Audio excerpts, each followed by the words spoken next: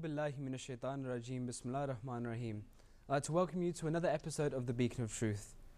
As you know, over the past few episodes, the Beacon of Truth team has been travelling around the UK to meet with different Majlis Khuddam al-Ahmadiyyas. Today we are here in Manchester, joined by a group of the Khuddam here from the Manchester Jamaat. We have with us our team of panelists. We have Kashif Virik Sahab, Qasid Moin Sahab and Shahzad Ahmed Sahab. I'd like to welcome everyone. I'd like to welcome the viewers at home.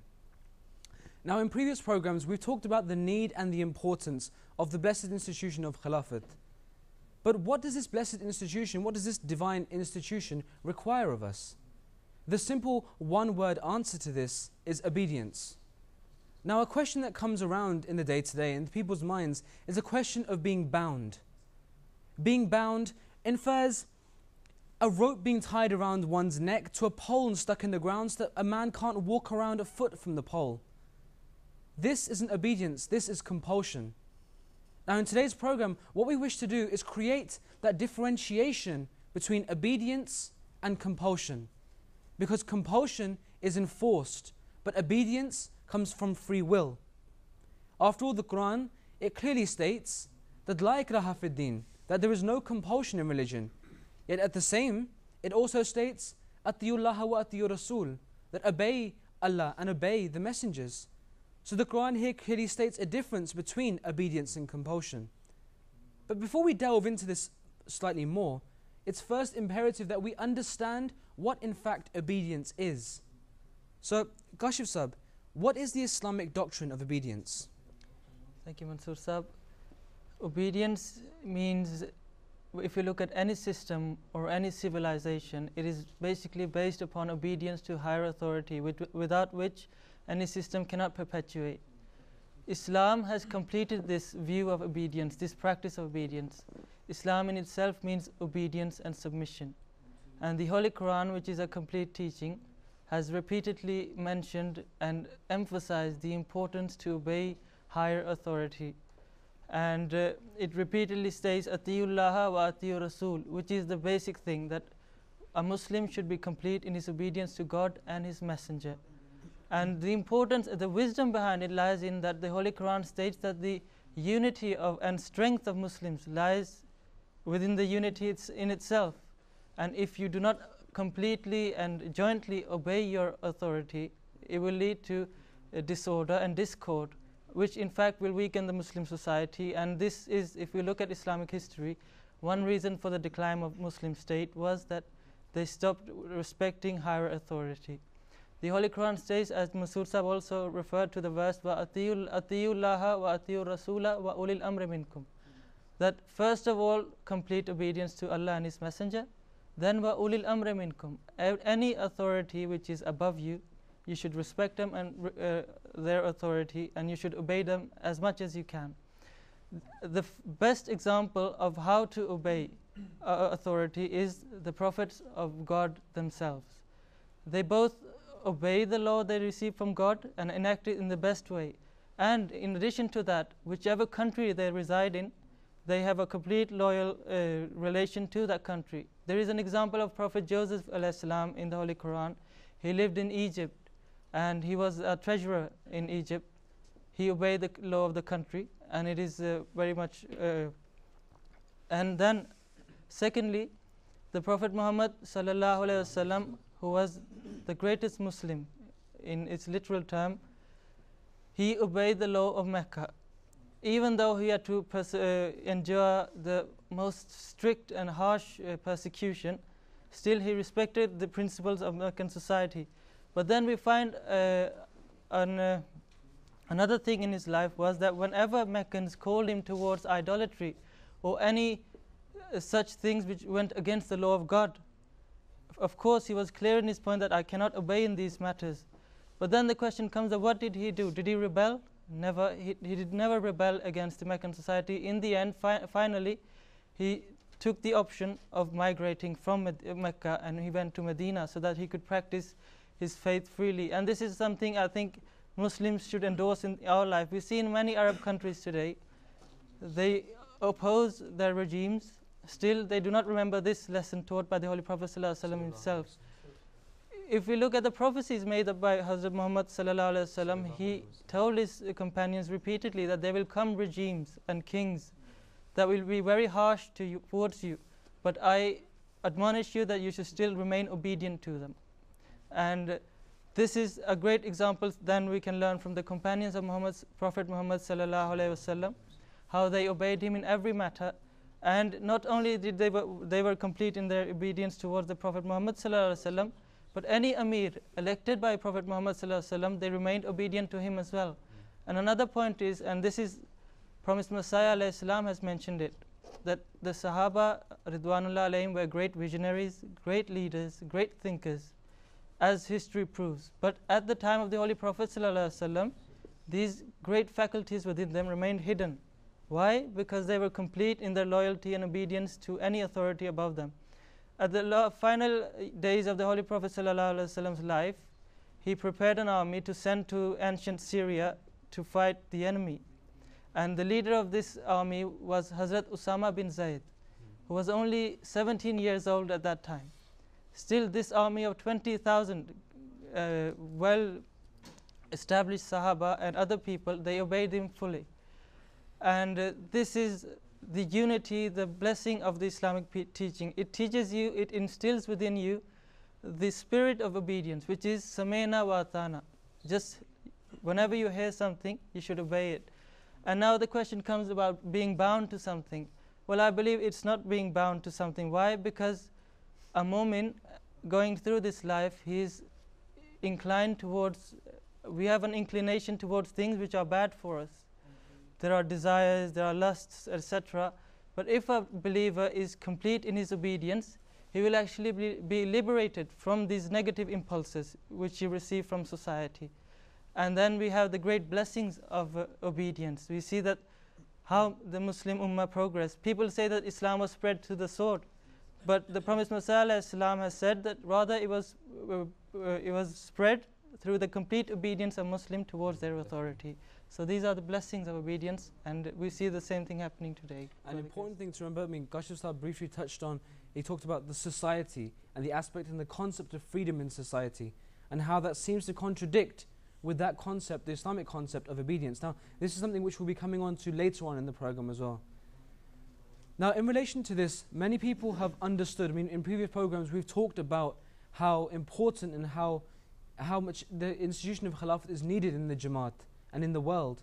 And many people understand now that this institution is needed, and therefore obedience towards this institution is imperative and required in order to keep this blessed institution with us. This is something that many people understand. But one step further from that is that when people ask, okay, fine, obedience is needed and required and given to the Khulafa, but the system underneath the Khulafa, for example, say when our guide comes up to us and says, I want you to do this, and the question comes about saying, well, you're only my guide, so should I abide by your rules? Should I understand you? Should I accept what you're saying? When a president comes and gives a decision, when a Qaza board makes a decision, at that point, is the same obedience required of us as is to Khilafat, or is this a completely different matter? So the question that's literally being asked here, and I'd like to give this to Shahzad Sahib, the question that's being asked here is that how is this Islamic concept and doctrine of obedience actually applied into the system of the Jamaat Ahmadiyya? Shahzad Sahib.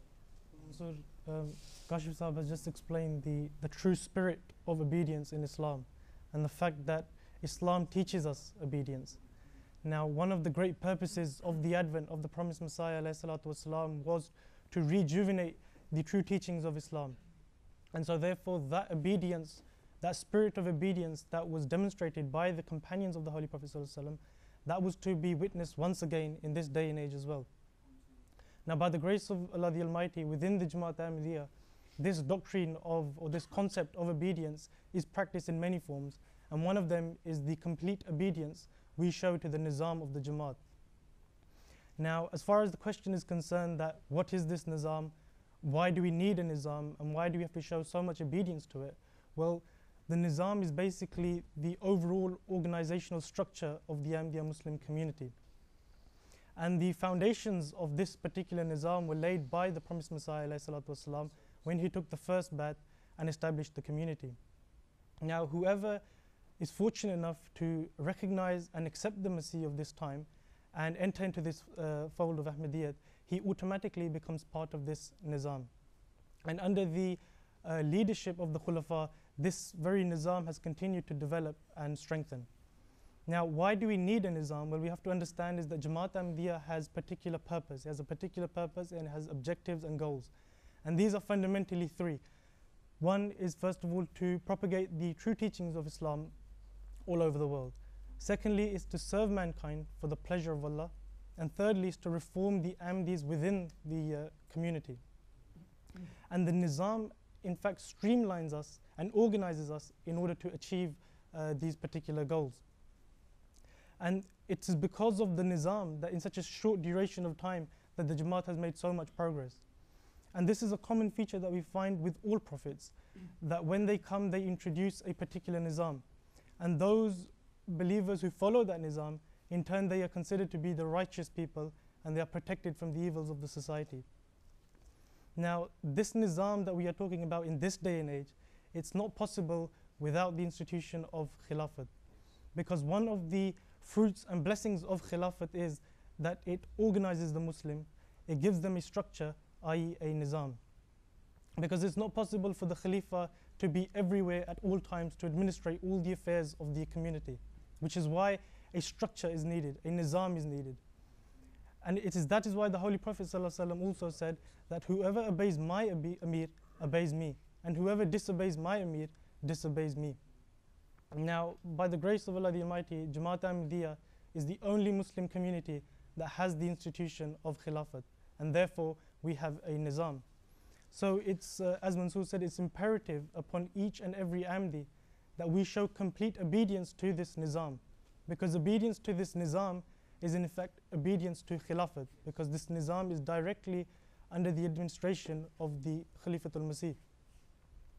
Now, therefore, this means that whether it's all the way from the national Amir all the way down to your local Qaid or local Saik, you must show complete obedience to them, because they are all part of this blessed nizam, and they all fall under that category of ulil amri minkum, which states in the Holy Quran that they are those who are put in authority over you, and it's imperative that you are obedient to them.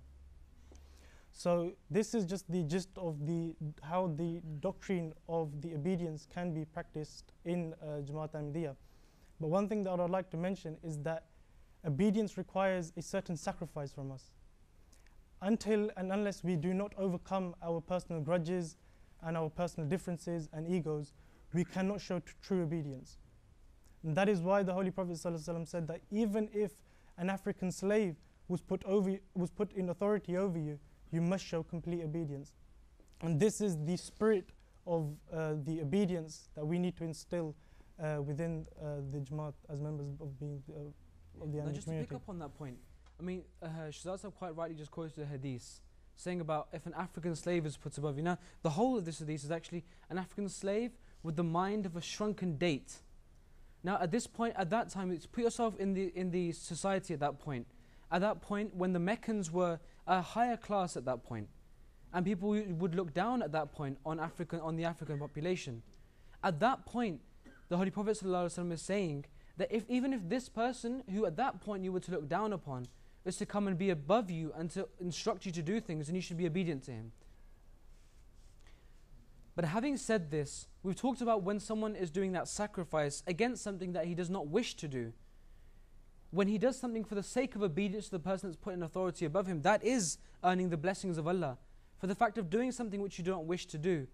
But at the same time, because of the beautiful message and doctrine and teaching of Islam, when an individual wishes to do something and it's hidden in his heart, and someone in authority comes to him and says, do this, it's possible because of, as Shahzad Sahib said, because of someone's ego. Even those things which you wish to do in the beginning, when someone tells you to do them, you may not wish to do them anymore. But when someone is saying to you whether or not you wish to do it or did not wish to do it, purely you acting upon that will earn you blessings.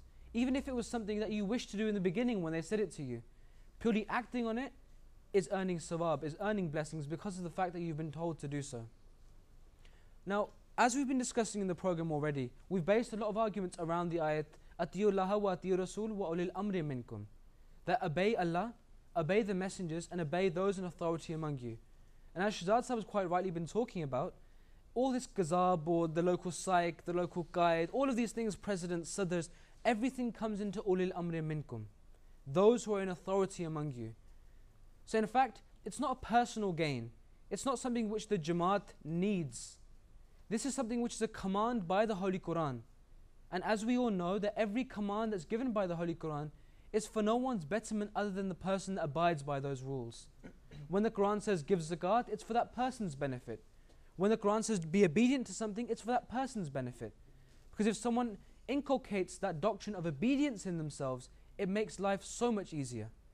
I mean, look, we look at, for example, in the Jamaat when obedience is required of you, but in other circles as well, if obedience is not there, then people fall into trouble. If we go outside into the street and do not abide by the rule of the land, we're taken to prison. And this again is something which we're going to touch on again in the rest of the program. So we've understood that this centrifugal force, this foundational stone as it were, behind any society is in fact obedience. So why is it, for example, when we go to a doctor because, I don't know, say for example, a 45-year-old man has diabetes and a waist size of 45, okay? He goes to a doctor, he sits in front of the GP and says, well, I have diabetes, doctor, what shall I do? And the doctor says, okay, well, you should cut down your sweets, you should have a healthy lifestyle, go for walks in the morning after Fajr. And we say, okay, fine. Why do we believe in him? Because we believe that he has that authority to tell us what to do. We believe that the people that put him in charge there, they know what they're doing and they have that authority to put that person there. We have firm faith in him. In the same way, when a religious representative tells us to do something, if we have faith in that system put there by God, then we should listen to that person the same way as we listen to that GP about a physical bimari or a physical disease. Now, in the day-to-day, in the modern day, a question that can arise in people's heads is about, it's a contradiction almost in their personality. And that is that when we're outside of the Jamaat, there is such apparent freedom. Right now, I'll let you mull this over. There's such apparent freedom outside. We go outside, there's freedom of speech, there's freedom of action, there's freedom of absolutely everything. You can marry who you want, you can say what you want, you can do what you want. But as soon as someone comes into the four walls of the Jamaat, people say, well, no, there's restriction. I feel like there's so many rules. I have to wear a topi when I come here. I have to pull my trousers up when I'm doing namaz. They don't touch the floor. I have to ask Hazur who to marry. All these different things, they come into play. And someone will say, well, the Quran says, that Allah Ta'ala clearly says that I wish upon you ease, not hardship. There is no compulsion in religion like ikraha fid deen. Deen is the most straight and easy way. So then why is there so many restrictions in the Jamaat? So Qasid Sahab, how would you explain this? Mansoor, it's quite unfortunate actually that people don't tend to understand that in society it's not all freedom. People think that you're free to do whatever you want, but it's not like that. It's very unfortunate that people think that you're allowed to do everything you want. In society there are rules. As any successful system would have, you have rules to follow or abide by. Just take the solar system for instance. You have, not the whole universe or our galaxy or Milky Way. We have our solar system. We have 9 planets. They're orbiting the sun and they're going round and around over and over and over again. They're doing it in a system. Okay, they're not abiding by any, I won't go into the debate whether God told them to do it or not. That's a completely different debate. But they're following a rule, a law that's given to them. And they're doing it continuously. If they fall out of that rule, we know what's going to happen. It'll be complete chaos or catastrophe. Now, similarly, in society, we don't have freedom. Okay, there is freedom actually, but it's to an extent. We have rules as well as freedom. In society, we are bound to do many things. For instance, I'll take the most common. In our schools here in the United Kingdom, most of the schools have school uniforms.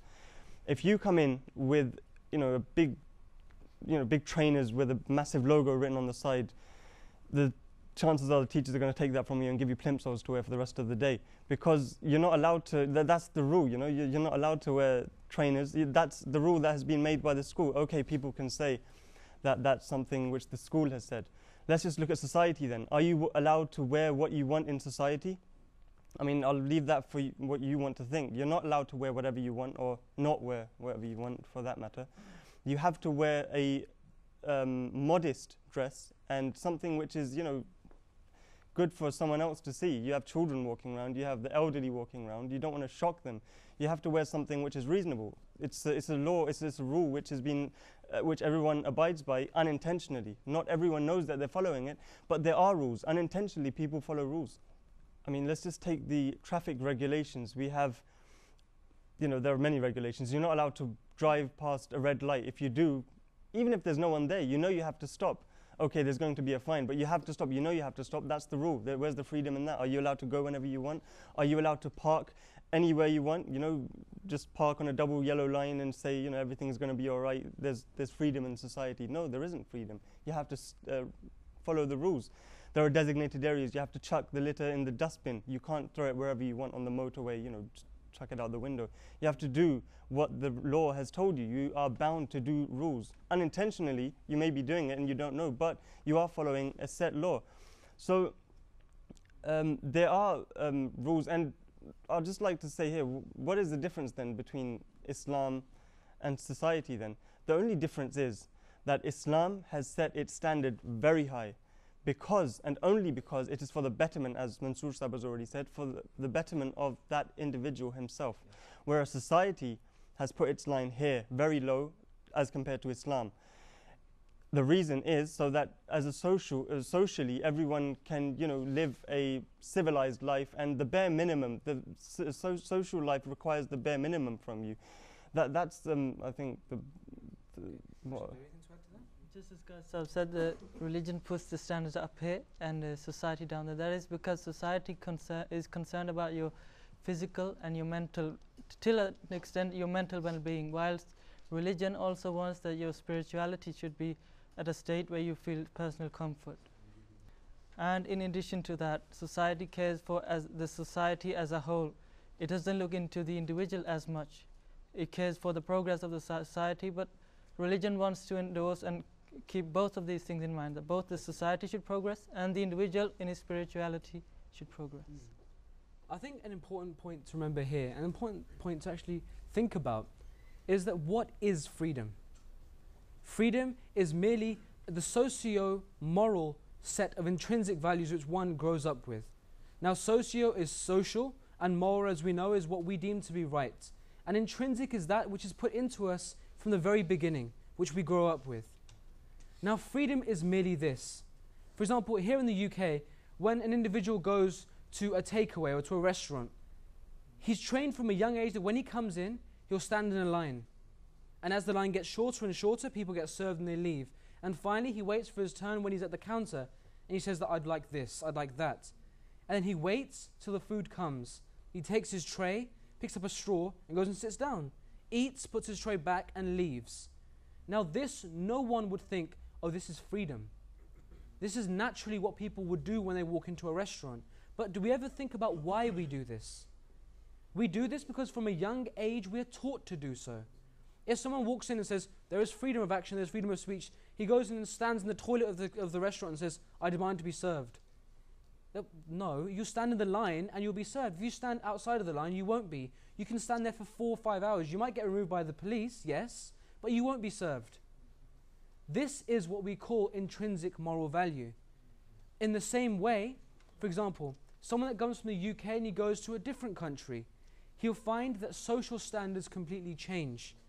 But the standards of religious freedom are the same. That person that's a Muslim, he'll abide by the Quran no matter where he goes to, if he's a right Muslim. But that person who has social, for example, in Pakistan, where you cannot say the takbir, you cannot say Assalamu alaikum. Here in the UK, it's seen as a normal thing to do. That's social standards of freedom changing, whereas Islamic standards of freedom always remain the same. Okay, so before we go any further, I'd like to come to the audience. I want to see what things you have to say. I mean, we've been continuing this discussion, but we want to know what views and concepts and opinions are coming up from the audience here. Yes, please. One of the things that came into my head that we were talking about obedience and that it's necessary. Could you please maybe elaborate on what the consequences of disobedience would be? Okay, brilliant. Qasid Sahib. Well, I mean, let's just look at the basic and most fundamental example of what we have learned in Islam. At the Battle of Uhud, we all know the very, very excellent lesson was learnt from that event, when certain companions were put on the mountain and it was said to them that you must not move from here. You have to stay here no matter what condition. Even if you think we're winning, you have to stay here. They stayed there. What happened was, in Battle of Uhud, we've read the page of history. We were winning and we chased off the enemies. But what had happened was that the Sahaba, due to their love for the Holy Prophet ﷺ and Islam, they got excited and they said that, okay, we've won, let's go. Some of them said that, no, we have to stay here because the Holy Prophet ﷺ had said that we have to stay here no matter what, even if we're winning. Something could happen. They didn't know what was going to happen. What happened was that the kuffar, they saw that there's a passage now, because they were all running away. There was a passage now for them to attack from behind, and that was what they done. So obviously this is the most fundamental example we have learnt from disobedience, that we have to obey our leaders no matter what is being told to us. We have to obey in every single circumstance. Even if we don't understand, we have to follow what the Imam or the leader is saying, or even our guide, as Shahzad Sahib said, from the guide to Khalifatul Masih, we have to obey. Because the person in charge, his job is to give the command, and our job is to obey. Another, if we look at it as a society, if a society starts being disobedient towards their authority, it will lead to foreign countries coming and taking their interest from that country, because an enemy only attacks where he sees disunity, and disunity comes from disobedience. Definitely. Does that answer your question? Brilliant. Can we have, yes please. Just a question which arises quite commonly. We have a lot of extremists who have a platform and a voice in the national media. Yes. And they often state that how can one be obedient to the country that we live in when that country is involved in wars against Muslims, where Muslims are dying. So I'd like the respected panel to give us examples or a response to that, please. Okay. Shahzad sir. In response to your question is that in the Holy Quran, if we look at the teachings of the Holy Quran states that Atiyu Allah wa Atiyu Rasul wa ulil amri minkum. Now, if we look at this verse, the lesson that it teaches us here is that if Allah the Almighty, if the commandments of Allah the Almighty, you're allowed to abide by them, and also your country is allowing you to abide by the commandments of the Prophet, of the Holy Prophet ﷺ in particular, then whoever falls under the category of ulil amri minkum, i.e. the government, then you must show your loyalty to them. There is no question of divided loyalty. Only in that situation where your obedience to God and His Prophet is being restricted, you are being told to move away from this Sharia, then obviously the solution to that is then migration. But the question of divided loyalty in terms of saying that this particular thing we're going to believe and this we're not going to believe, that doesn't come under according to the teachings of the Quran. This question was arise at the time of the Promised Messiah ﷺ as well, when the British Empire had to fight many local tribes in India. But the Promised Messiah ﷺ repeatedly just said that we are given every source of freedom from the British Empire, not from Muslims, whether they're Muslims or not Muslims. If we look today even, Ahmadis are getting all their freedoms in non-Muslim states. So whatever is happening in Muslim states and foreign countries are attacking, they do it because of their interests. But still, we have no right to rebel against any such decision. If we are do not agree with any decisions of our government, then we have the option that the Holy Prophet ﷺ took, and that is migration. Yes. But the important thing to remember here is, Jazakallah Kashif Sahib, that was a good answer. The point is that at every opportunity, there is always a place in order to voice one's views, especially in the United Kingdom. I mean, this is where the allegations are coming about, saying, well, why do we have to abide by if they're attacking other Muslims? Now, there's an opportunity to voice one's opinions. The Promised Messiah ﷺ also wrote various memorials to the British government, advising on changing various legislations regarding whatever it may be, but it proves the fact that the Promised Messiah ﷺ, as the head of the Ahmadiyya community, he himself was able to voice these opinions about something. And in the day-to-day, there's also many opportunities in which someone can do so. And the very important thing to remember here is that those people that are included in, say for example, the armies or whatever forces they may be, they go there because of their own wish to do so. And at any point, if they believe that they do not agree, then they're right, in fact, to actually pull out from there. And if it's because of a religious belief, then that's to their end. That's because of their belief itself. Does that answer your question? Okay, brilliant. Jazakumullah. Yes, please. Wa alaikum salam. My question is, when Nizam issues instructions to Jamaat, why is public response quite slow, and what can we do as Jamaat members to how to follow that, Okay, to so improve ourselves? the question is that when we see an instruction given by the Jamaat or by a Jamaat representative, why is it then that various people within the Jamaat are slow to respond to that? And how can we actually tackle that issue? Yes?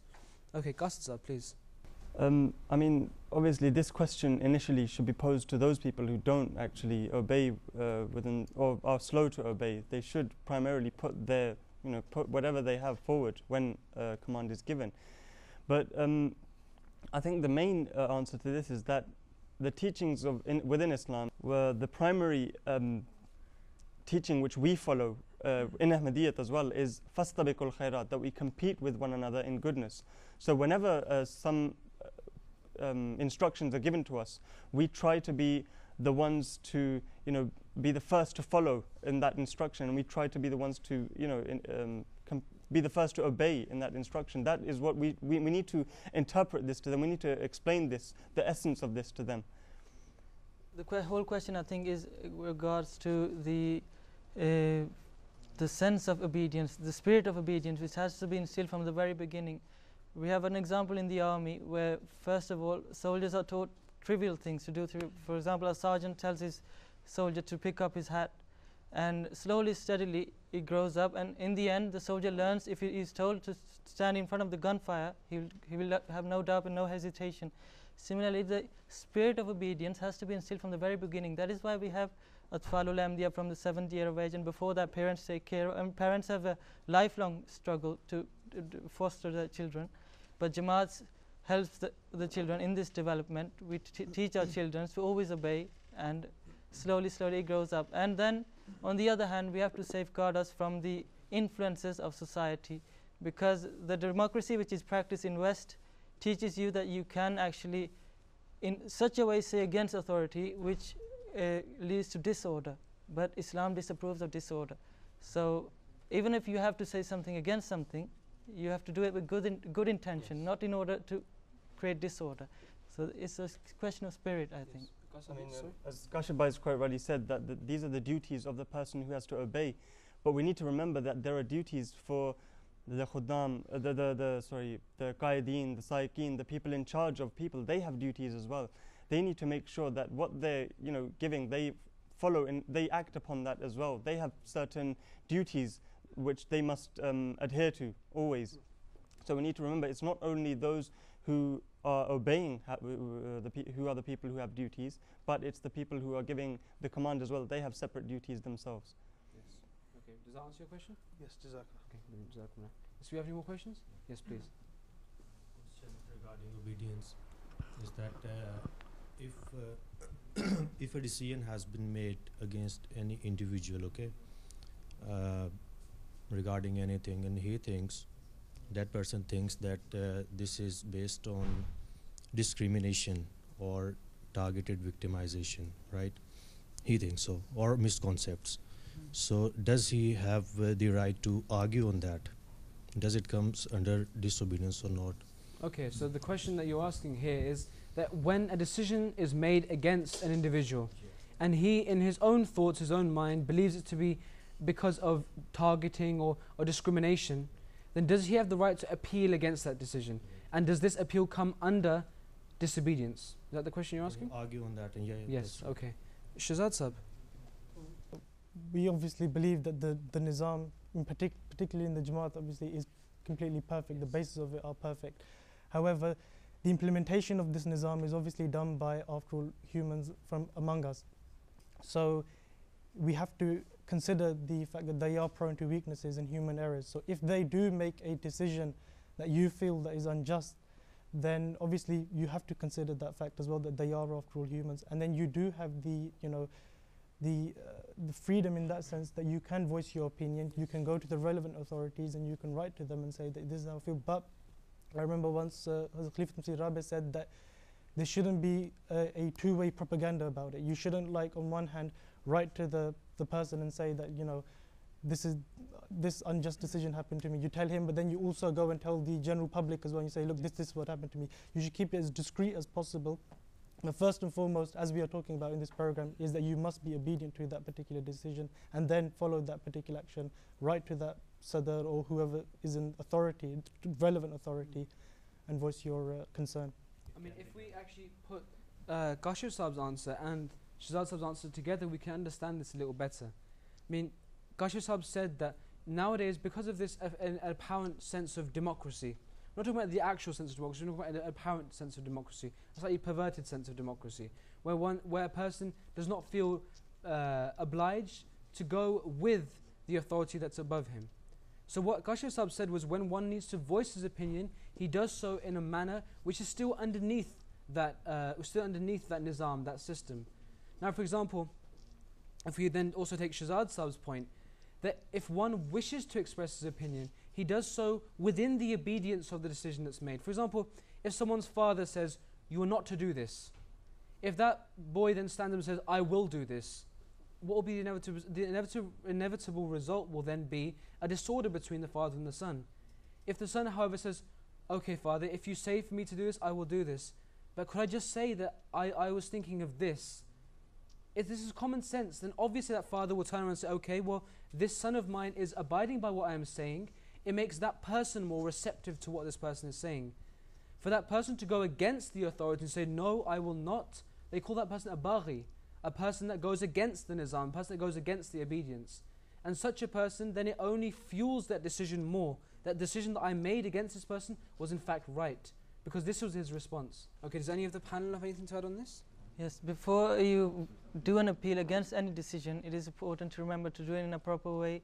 And there are stages, and other than that, you can first go to the secretary and then to the Amir, then to Hazrat Amir al-Mu'mineen. Yes. And the other thing is that you should also check the Islamic law. What does the Islamic law say about the action that is being attributed to me?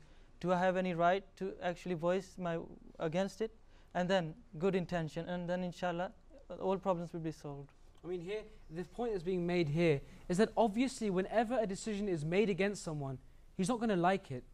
When a decision is made against you, you will obviously, the whole purpose of that decision is for you to make an unhappy feeling inside yourself in order for you to make yourself better. That's the whole point of the decision being made against you. So if someone wishes to appeal, where the option of appeal is available, when you are appealing, you should keep in mind that is the basis of my appeal on the rights and the foundations of Islam. Is there something in the Quran that has gone wrong according to my appeal? Something in the hadith, the sayings of the khulafa? Is there anything that's Islamically wrong about the decision? Not just merely that I feel that this decision is wrong, because obviously the decision will go against what you feel to be right. Okay, yeah, back to the audience. Can we have any more questions? Yes, I've got a question. In our pledge, we pledge that we will abide by any Maruf decisions. Yes. So could you please elaborate on what a Maruf decision is? Maruf itself. Yeah. Okay, Kashif Saab. Yes, what is this maruf? What does it mean? In a simple meaning, it means any decision which is known to everybody, that we know that the center has issued a certain command, we should obey it. And then maruf means in accordance to the law of Islam and in accordance to human reason. If a certain command has these two characteristics, there should be obeyed by every Muslim. And in our pledge we have this, we will abide by any maruf decision made by Khalifatul Masih. This is, I believe, put as an adjective to actually praise the command of Hazrat Amir al-Mu'mineen, that God has given us such a system that only issues maruf decisions, such decisions which are for the betterment of our society. So it's actually for people to understand, it's not a condition. I mean, when people say, we see it as any ma'ruf decision, we think of it that, okay, there's a group of decisions, now the ma'ruf decisions from among those decisions are the ones that we will abide by. But in reality, if we actually look, what is ma'ruf? The ma'ruf, as Kashif Saab quite rightly said, is an adjective. It's not a conditional thing. It's saying that the decisions that will be made will be ma'ruf. Because obviously, what's ma'ruf? Ma'ruf is those things, when we look at the Islamic Shariat, the Islamic hadith, the Quran, the aqwal of the sayings of the various khulafa, when we understand them and we understand that, okay, right, this is an Islamic decision, then it's called ma'ruf. But who has the best understanding of that shariat, of that understanding of that Quran? Obviously it's with the Khalifa Waqt. Hence that ma'ruf decision is actually praising all of the decisions of the Khalifa Waqt, saying that every decision that Hazur will make will be ma'ruf, and therefore we will abide by it. Does that answer your question? Yeah. Brilliant. Jazakumullah. Yes, please. My question is, how can we achieve obedience through righteousness, being a Muslim and an Ahmadi? How can we achieve righteousness through obedience? Yes. Okay, brilliant. Okay, brilliant. Qasas Sahab. The answer is actually in your question. We can achieve righteousness through obedience. It's through obedience that we achieve righteousness, because whatever we are being told, Allah Ta'ala will put blessings in that decision and will make that a means of achieving righteousness on our behalf. Now, be it from Hazrat Khalifatul Masih, as we've already said, be it from the Qaideen, be it from the Sa'iqeen, every command which is given, inshallah, we have firm faith that this is the truthful Jamaat of Allah, and every command will prove to be beneficial in any circumstance. It will be beneficial for us on our behalf. As I've said before, our job is to obey, and the people in charge, their job is to give the command. Yes. This is how it works. We don't rebel, we don't do anything. This is how we achieve righteousness. It's through obedience. Yes, question? We were speaking earlier of inclinations of society and influences, and righteousness is to abstain from everything evil. In order to abstain from everything evil, we have this, that we obey certain laws which we trust and respect our authority, and in order to when we obey their decisions, we will also achieve the righteousness which God has wished for us. That is why. And important thing, if we look into the spirit of the Quran, it says, "In kuntum tuhibbuna fattabi'uni yuhibbukumullah." That in actual fact, by following the Prophet, by following what he has said, therefore you will achieve the love of God. And obviously, what is righteousness? Righteousness is the closeness and the love of God. It's not two separate things. It's one and the same thing. Therefore, the Quran has actually categorically stated that by following that obedience, by following that doctrine and concept of obedience, you can and will, as is said in the Quran, promised in the Quran, you will achieve righteousness. So as was quite rightly said, the answer in fact is in your question, that you can achieve righteousness through obedience in the Khilafat, to the Khilafat in Jamaat Ahmadiyya. Brilliant. Any other questions? Yes, please. Wa alaikum salam. Can you give examples of the importance of obedience to Khilafat mentioned by the Holy Prophet ﷺ and in the Holy Quran? Kashif sir. This is a very interesting question, because in Surah An-Nur, where the verse of Istikhlaf comes about Khilafat, the whole ruku before that is about obedience. Muslims are told to say, Samena wa atana, we will obey everything. And this is a lesson God is teaching Muslims even before Khilafat is being established, yes, that you should obey. If you study that chapter, it is very interesting. And then God says that as a reward of this obedience, I will grant you Khilafat, which will be a continuation of the blessings of prophethood that will come afterwards. Yes. Yes. So it's not actually just what the Holy Prophet ﷺ has said. On top of that, it's what Allah Ta'ala has said in the Holy Quran, in fact. And again, in terms of the obedience to Khilafat, we have said, it says, what we've talked about in the beginning, we talked about that small example of when the African slave with the shrunken date as a mind is on top of you. When he is actually on top in terms of the authority, when he's actually telling you what to do and you abide by his rules. So if we're talking about something of such, in that sense, a low status, and now when we think of Khilafat, which is a divinely promised rank in the Holy Quran itself, then obviously if we're expected to be obedient to that rank, then it goes without saying that we have to be obedient to the rank that's so much higher above it. Okay. Yes, Qasas. I just wanted to explain one thing here. I remember in one of the previous questions I was saying that there are duties of the people in charge, the people who give the command. I just want to elaborate on this because I may not have made myself very clear in that respect. In the time of the Holy Prophet ﷺ, there was an instance when a certain leader gave the command to some people to, I think, jump in the fire, as it were. And he told them to jump in the fire, but as soon as they were about to do it, he stopped them. Now this news got to the Holy Prophet ﷺ, that he had tested them, he had tested their obedience. The Holy Prophet ﷺ did not find this at all correct.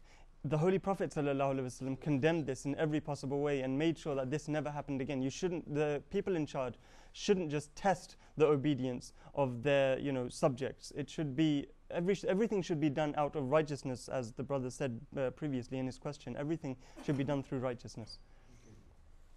A point which I think is important to make right now is that if we look at, when we're talking about the importance of obedience, we're talking about the importance of, obviously, obedience comes when there is rules and regulations there. That's when obedience comes into play. So what is the importance of obedience, as it were? Now, if we look at every single part of society, the cream of that society, in almost every circumstance, is that part of society which has the most rules and regulations put upon them. Now let's have a look at this. For example, we talked about the education system before. The education system, why is that when we look at, say for example, Harvard University, Oxford, Cambridge, Eton College, and then we look at the local primary school, the local comprehensive school, why is there such a difference? In Eton, where they have to wear top hats and canes and tailcoats, that's a regulation put upon them, but because of that regulation, they are given the respect that comes with it. When we look at, for example, the royal family. Now the royal family are renowned over the entire world.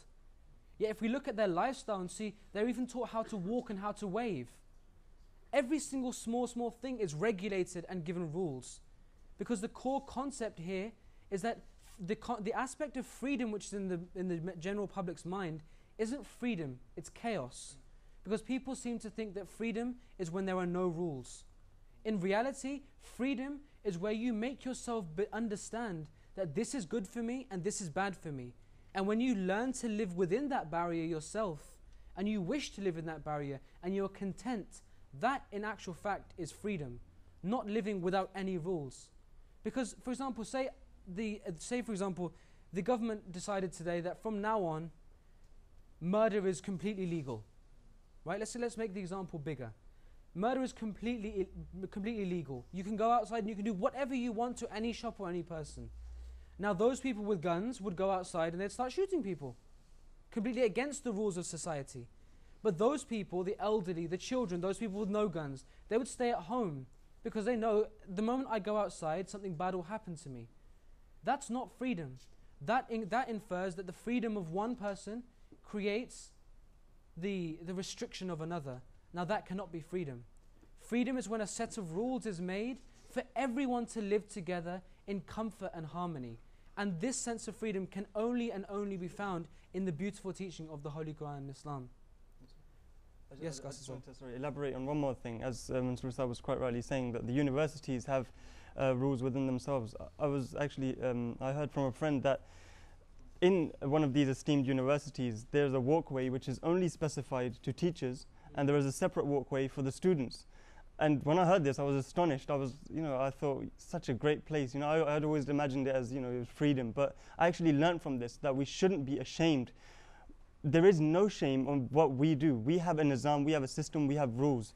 And we have rules just like the outside world does. In fact, as Hazrat Khalifatul Masih quite right said in his this Friday sermon towards the end, he said that the world, inshallah, eventually will understand, the society will understand that the promised Messiah's rules are the way to live our lives, the rules that he has set forth through obviously the service of the Holy Prophet ﷺ. Those rules, people will understand that this is the way to lead our lives. So there is no question of whether they're doing it separately or we're doing it differently. Everyone has rules. It's just a matter of us understanding that our rules are much higher for our own benefit. Okay, can we have the last final question, please? Yes, sir, please. Last question is my question is, what is the difference between being an obedient and being a member of cult? Being a member of a cult, okay. Shazad Sahib, could you talk about this? The question here has been, what is the difference between being a member of a cult, i.e. blind following, complete blind following without use of sense, and being obedient to something? Again, that verse comes, we believe that obviously we are not a cult, but we are in fact a divine Jamaat of Allah the Almighty. Therefore, the obedience that we show to the commandments of the Jamaat, to the Nizam of the Jamaat, and most importantly to the Khalifatul Masih, is, as the brother earlier said, is that we can achieve righteousness through that. And it's for a reward. on the other hand, if we take the example of a cult, there it's for your own personal satisfaction, and there is no question about righteousness, there's no question about a reward, there's no element of spirituality. That is the clear difference between a divine community and between a cult. I just wanted to add one more thing here, that in the Holy Quran it also states that وَالَّذِينَ إِذَا ذُكِّرُوا بِآيَاتِ اللَّهِ لَمْ يَخِرُّوا عَلَيْهَا سُمًّا وَأُمْيَانًا, that when the signs of Allah are read upon them, they don't fall deaf and blind thereat. So in Islam, the definition of blind following has been negated. It says that you should understand what your purpose is. Islam's purpose is to reach the corners of the earth and to follow, to spread that message of the Holy Prophet ﷺ to the ends of the earth. We have to understand the essence of this. And secondly, we have to understand the definitions of two words: to be obliged and to be forced.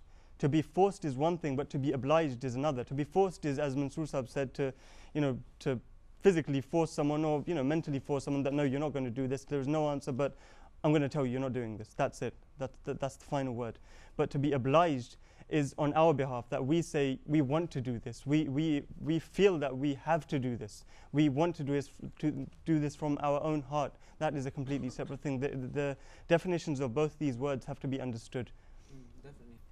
So we've understood now that a society, the core fundamental stone in society is that aspect and concept of obedience. Now, a society is only as strong, just as a house is only as strong as the bricks from which it is made. The building bricks that constitute the makeup of a society are in fact the families that are inside that society. And that family is only as strong as the marriage from which it starts.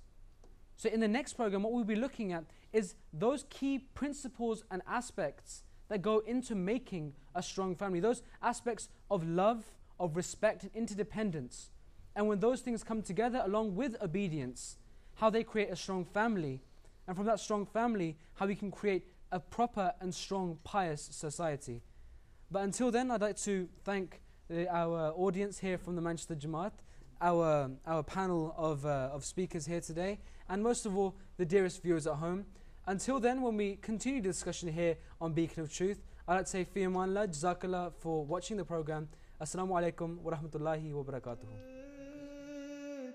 Allahumma